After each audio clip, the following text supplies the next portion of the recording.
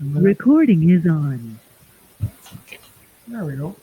It is the 31st of January, or 31st of December, 2020.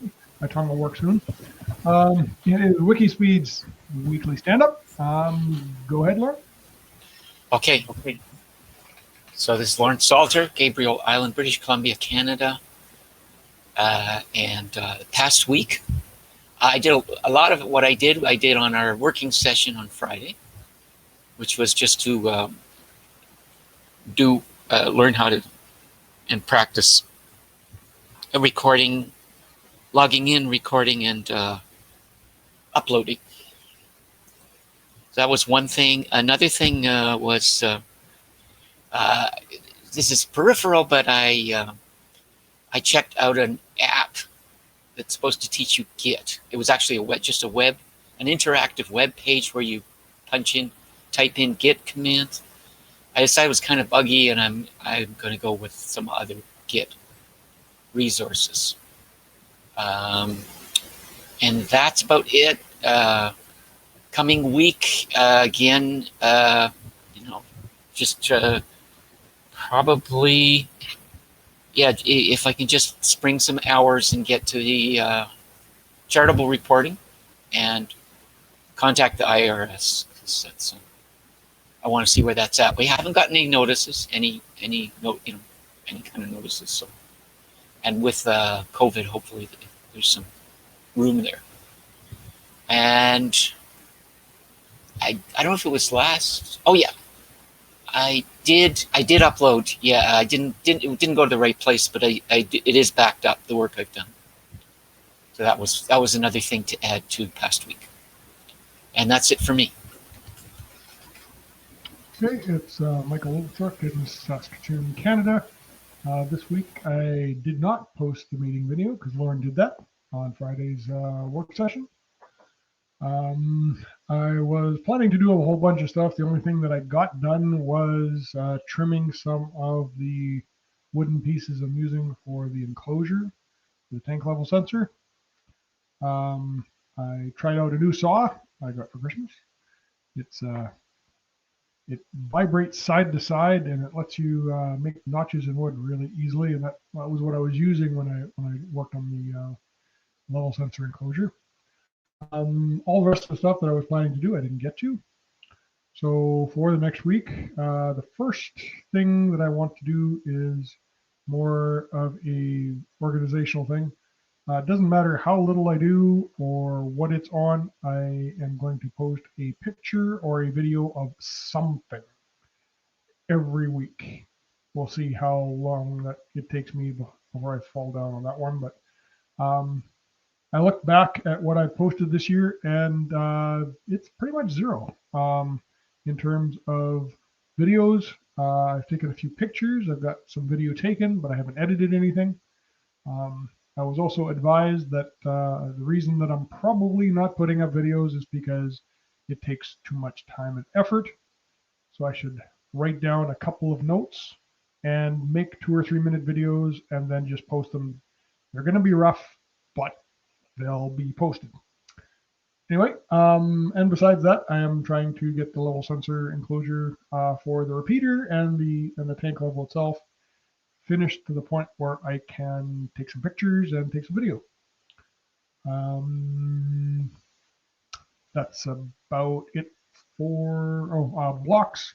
I actually got rid of a couple blocks. Some reporting I was supposed to do for local volunteer fire department was done, and got a little bit left to do next week, but nothing serious. So I should actually, after a week of being off, I should actually get to some of my projects. And I guess that's about it for me. Back to you, Lauren.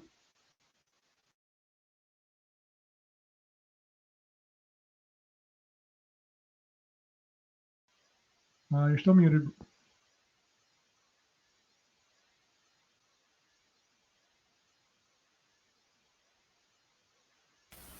There you go. Yeah. Apologies. I turned the speaker on so I could hear you, but I was closing some windows because the fire was hot, but now I'm cold. So. And actually, I'm going to go and close one more window, and then I'll be back with the retro.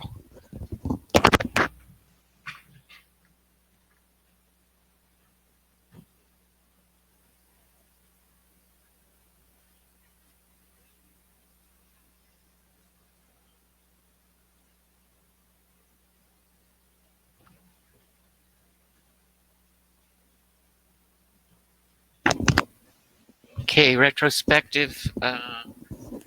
So that'll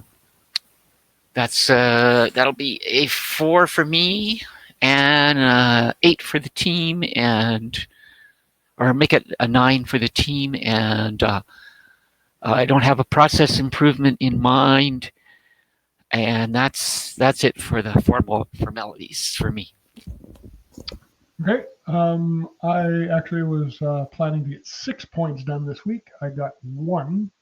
So that's not a very high number. Let's say 3 out of 10.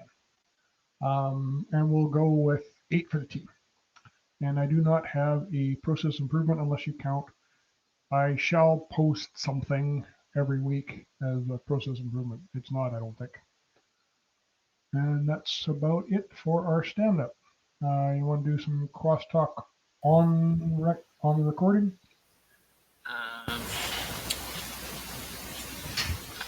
Yeah, one. Yeah. So item 1 on and item 2 off. So Okay. item 1 is the. I'm really interested in the level sensor.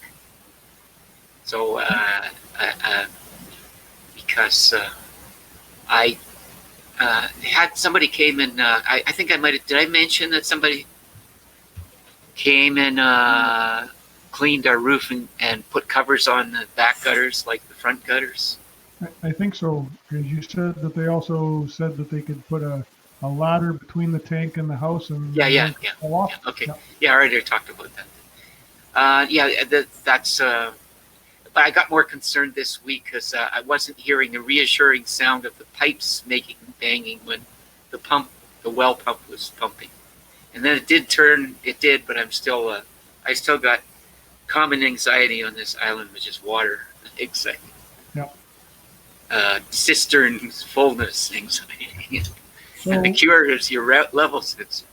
do you have like sensors, filters on the water coming in from the cistern? Yeah. Yeah, like a coarse one that keeps the Yep. leaves and stuff out, and then a smaller one that's replaceable and that kind of stuff. Yep. So it works I have a okay UV too. with just the hydraulic pressure coming, or do you do that once it's gone through the pump, or like where are these filters? So the way that works is, I don't know if I'm describing this right, but there's a well pump that pumps it into a pressure tank.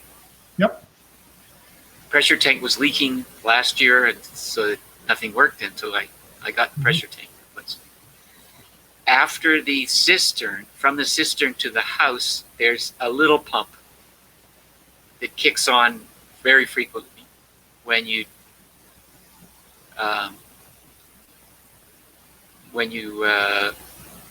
so it's not direct. It's the water goes into the cistern up to a certain level, and then this other little pump pumps it into the house as you need it. So the well fills up the cistern? Yeah. Okay. So the water coming off the roof does not go into the cistern? So that was what the visit was about. I actually had her divert it. So only the well pump's going into the cistern. And then my plan is, because I have a UV filter, I was going to have the well water go into one cistern and the roof to another one. And then have that for like just into the kitchen for drinking water. Okay. But I haven't done that yet. And then I kind of thought, oh, I shouldn't have done that yet. So she set it up so we can start to take the roof water into the cistern again. Mm-hmm. I may be doing some testing in between. I did some water testing. That kind of there's a prelude to the whole thing. But I don't know if I want to bore you with it.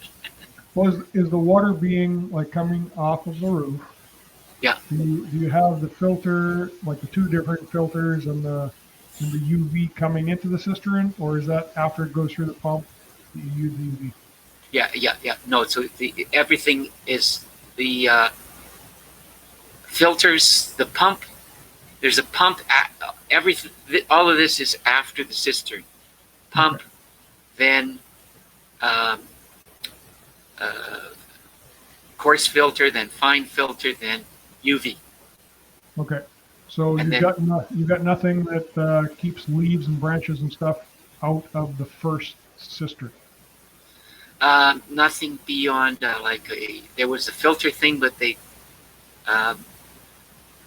said for some reason don't. It's they just took it out. I don't remember why. So okay. So that's interesting. So you think there should be a filter before? Oh, just a coarse filter, like literally leaves and twigs, right? Yeah. It looks like Yeah. So filter. there's a basket that goes Okay, in, but then somebody took it out for some reason. I don't remember. Because the systems that I've seen lately are more like you come off the roof down into a barrel. Yeah. And the barrel has like stuff in it, media. Kind of looks like the stuffing from the furnace filter. Okay. It's like right. Yeah. Okay. A bio. Almost. Is it a biofilter? It looks almost like cotton batting. Yeah. And then that barrel overflows.